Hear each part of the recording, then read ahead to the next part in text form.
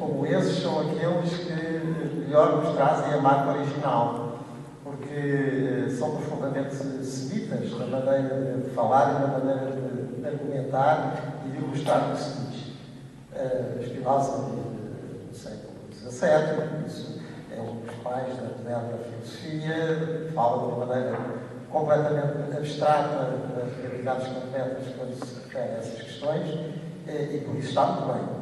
Mas os textos do Evangelho são escritos por judeus do século I. E no século I fala-se assim do mundo judaico, isto é, fala-se de imagens o mais concretas possível, e utilizando toda a capacidade de dramatizar que julgam necessário para colocar em qualquer espécie de realidade.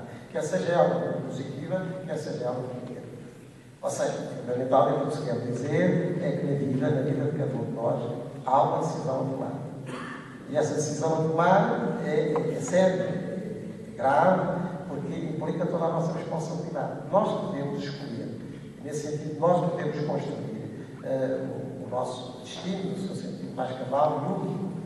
E esta decisão, e a gravidade desta decisão, é muito acelerada com toda essa imagética, que era da altura, por exemplo, Jesus fala da possibilidade de destruirmos a nossa própria vida, assim como destruímos, utilizam muitas vezes imagens para alguém de Jerusalém, era aquilo que tinham mais dentro dos olhos, que eram aquelas imagens do Val da Siena, que era uma lixeira que havia constantemente.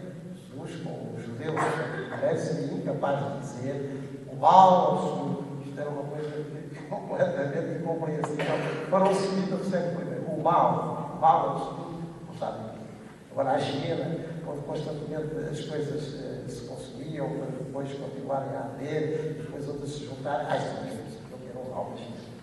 Portanto, este realismo da imagética semita do século I é uma das comprovações da originalidade evangélica, porque não aparece o mundo grego não fala assim. Não aparece, nem podia aparecer, sei lá, do mundo neoplatónico, da alexandria, porque também não era aí que Jesus vivia. Há textos, até do Antigo Testamento, de outros textos, como o livro da sabedoria, completamente utilizando essa expressão da alma, da substância da alma, que tem a ver com esse mundo e com essa cultura grega do judaísmo da alexandria, mas não é esse o mundo em que claramente no mundo da Palestina do século I, utiliza essas imagens fortes e perfeitamente realistas, numa das imagens abstratas, mas aquilo que o Evangelho possa parecer mais abstrato já é elaborado numa comunidade cristã. Jesus é claramente, repetidamente, judeu do século I. Portanto, utiliza toda essa imagem que é essa. Muito realista, no fundo, quero chamar a nossa atenção e abrirmos os olhos mais ou menos. Não sei se as irmãs ainda fazem isto, no meu tempo faziam. Quando querem que nós nos portemos bem, dizem que vem o homem das barbas, diz que vem o papão, diz que o céu está a ralhar quando tu não veja, porque é a nossa maneira infantil de entender as coisas, pelo menos 0 a 60 anos. Ora bem, e essa que nós temos que entender, saber o que é que se quer dizer.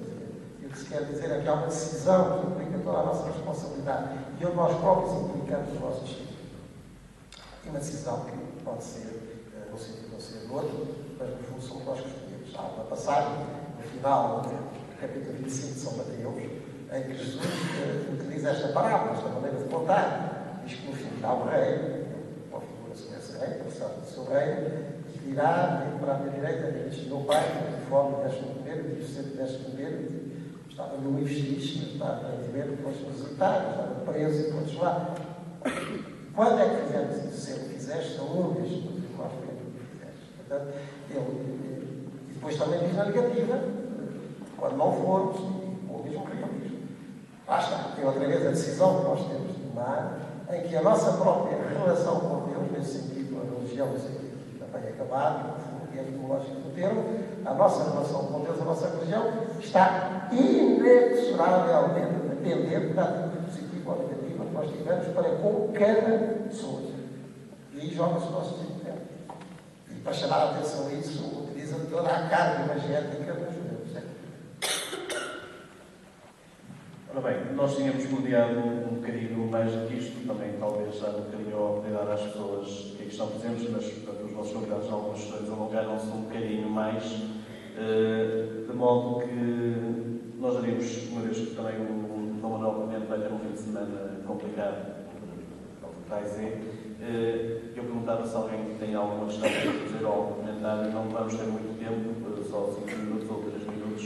Não sei se alguém queria falar. Caso contrário, eu chamaria depois os deputados na Guitarra Diz e daria finalmente depois a palavra ao Manuel Clemente durante os seus em festa.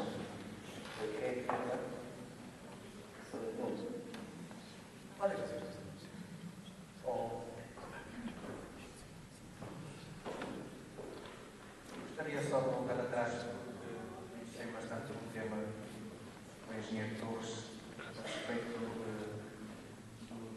de milagres. Normalmente na ciência, a esse respeito, costuma ter sempre uma explicação muito cabal sobre esses assuntos. Normalmente costumam dizer que a questão do Mar Vermelho, porque foi um vulcão, que aliás quilómetros que fez isto ou aquilo, ou em Fátima, porque foi uma luz que brilhou por causa disto ou daquilo. Isto, normalmente, quando é dito na televisão, aborrece-me de morte, porque normalmente não há ninguém que lhes faça esta pergunta. E esta pergunta, normalmente, se fosse feita, eu creio que acabava de vez com essa questão.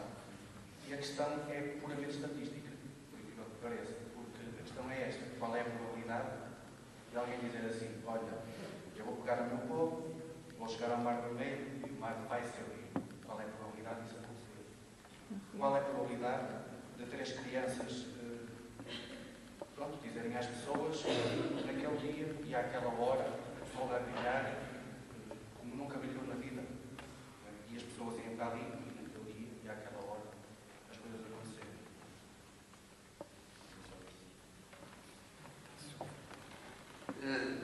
Eu gostava de começar apenas por dizer que me parece que na base, que é até do tema que hoje aqui nos trouxe, e que eu agradeço muito, porque de facto vivi também durante os meus tempos de universidade, na base deste tema está talvez um equívoco.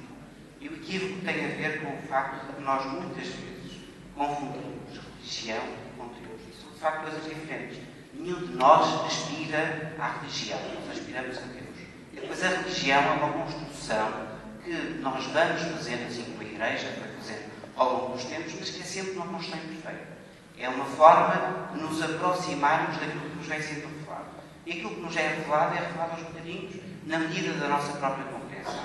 E, portanto, quando nós, como humanos, educadores e pessoas imperfeitas que somos, nos apelhamos a detalhes, o sofrimento que está retratado no texto que ouvimos, ou como detalhes de como é que o Mar Vermelho se pode abrir, estamos a esquecer do principal e estamos a concentrar naquilo que não tem importância nenhuma. Da mesma forma que, quando nos fez a pergunta se alguma vez lemos a Bíblia do Gênesis até ao final, nos estamos a esquecer que o essencial não é lermos a Bíblia da mesma forma que lemos o Evangelho segundo Saramago, mas lermos a Bíblia procurando apreender algo, porque foi para isso que ela foi escrita.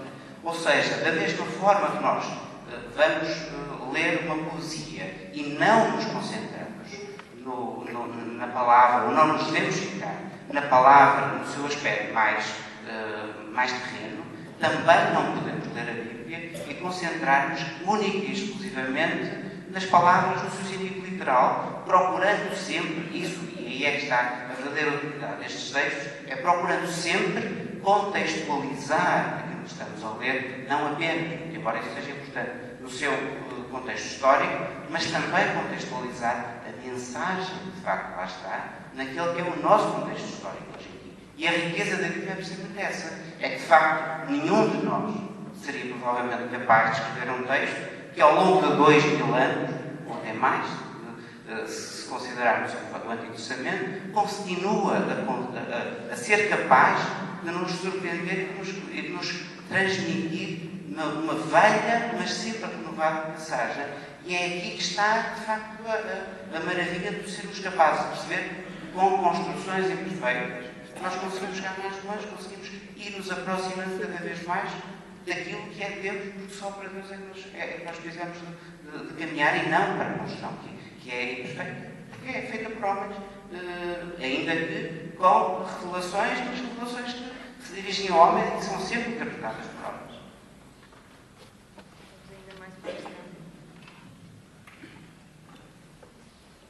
Eu gostava, uma questão um bocado comentária, que é esta.